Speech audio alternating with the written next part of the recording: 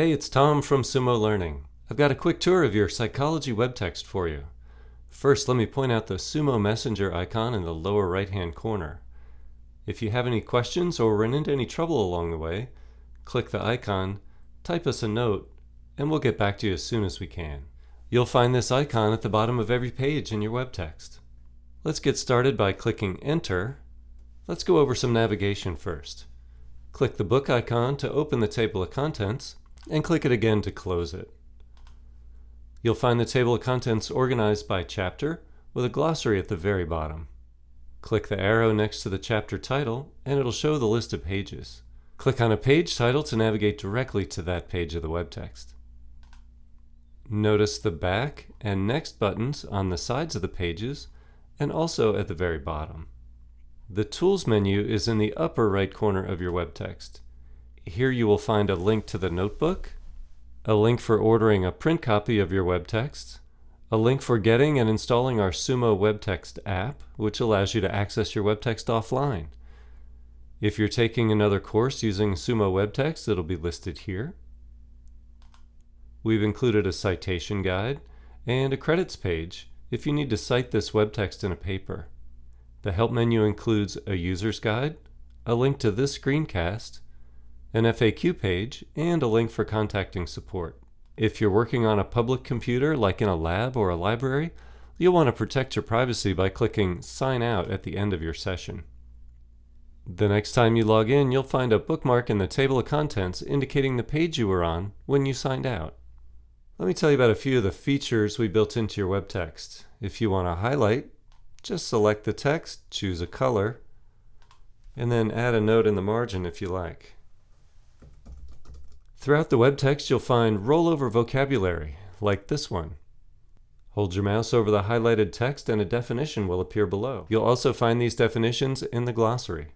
When you find a footnote, click the footnote number to jump to the bottom of the page where the important details are listed.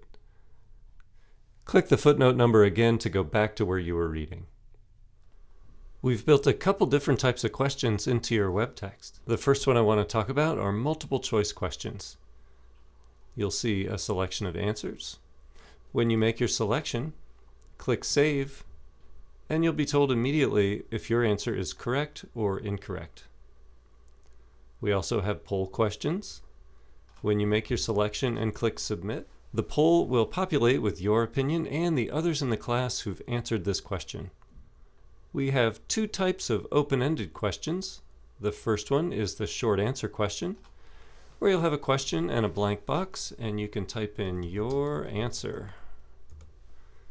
where you will click Save Draft. You're welcome to go back and edit if you'd like. Click Save Draft again, and when you're ready, click Submit. The other type of open-ended question is the response board. It looks very similar to a short answer question, with a question and a blank, and you will type your answer. Click Save Draft, and you're welcome to edit these as well. Click Save Draft, and when you're ready, click Post. Once you click Post, you'll see the work of other students in your class who've answered this question as well. We've built a couple different types of questions into your web text. The first one I'd like to point out are Get the Gist study questions. You'll find them at the bottom of almost every page of your web text. Click on Show Study Questions. When you select an answer, you'll know immediately if the answer you chose was correct or incorrect, and a short rejoinder is provided. Use the Reset button to try again as many times as you like. All of the multiple choice questions you've answered on this page will be reset, and your score for these questions will return to 0. You'll find investigation pages in the table of contents, and they're indicated in italics. And on these pages, you'll find short answer questions, as well as multiple choice questions. For these multiple choice questions, you'll make your selection and then click Save. And at the bottom of the page, you'll find a Reset button. And when you click it, you'll see this warning that indicates that all of the multiple choice questions on this page will be reset, and any score you've received will return to 0. And then we can go back and make another selection. Let's work through this interactive template. as we proceed on our action plan.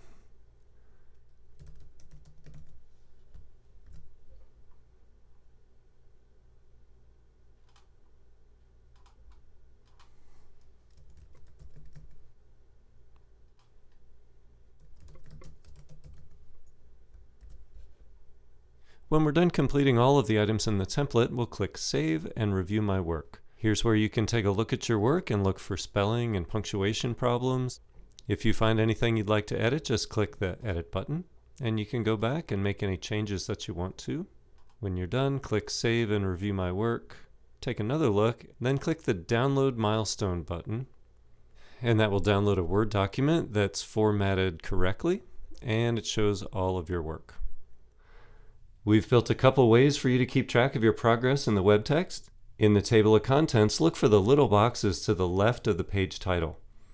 An empty box indicates that none of the questions on this page have been answered. A partially filled box indicates that some, but not all of the questions have been answered. And a full box lets you know that all the questions on this page have been completed.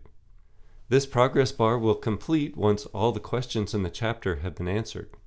At the top of every page of the web text, you'll find this line indicating the completion status and the score of the questions on this page. Let's take a look at the notebook. You access your notebook, which your instructor can also see, in the Tools menu. The notebook has chapters listed across the top. Click on a number to navigate to that section of the notebook. You can hover over the page numbers and it'll show you the title of that particular page.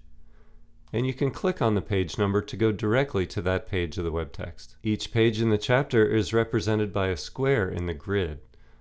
Hold your mouse over an orange square and a data line will appear indicating your progress on that page. Click on an orange square and you'll see the page details. For multiple choice questions, you'll see the answer you chose indicated.